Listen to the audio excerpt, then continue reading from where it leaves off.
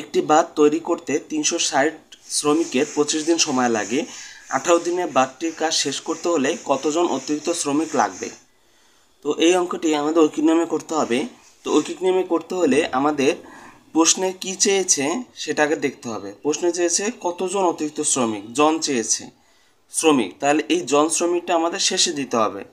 তাহলে আমরা এখানে লিখতে পারি যে 25 দিনে একটি কাজ করতে পারে 25 দিনে একটি কাজ করতে পারে 360 জন শ্রমিক, এতজন শ্রমিক। তাহলে একদিনে করতে পারলে বেশি লোক লাগবে, তাহলে এখানে 360 গুণ 25 হবে এতজন। এরপরে প্রশ্ন বলেছে 18 দিনে বাড়তির কাজ শেষ করতে হলে, তাহলে 25 দিনে লাগে 360 জন, তাহলে 18 দিনে লাগবে 360 গুণ এখানে 25, তারপর এখানে 18 এখানে ভাগ হবে, কারণ একদিনে এত বেশি দরকার, তাই 18 দিনে একটু কম লাগবে, এই জন্য এখানে ভাগ হবে। তো 18 দিয়ে যদি আমরা 360কে কাটি, তাই 18 দুগুণে 36, 20, আর উপরে এখানে শুধু দুইটা সংখ্যা থাকে 25 আর 20, তা 25 আর 20 গুণ করলে হবে 500 জন।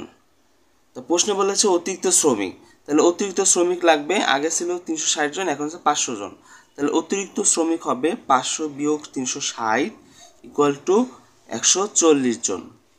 তাহলে আমাদের অতিরিক্ত শ্রমিক লাগবে 140 জন, তাহলে এখানে 140ই হচ্ছে উত্তর।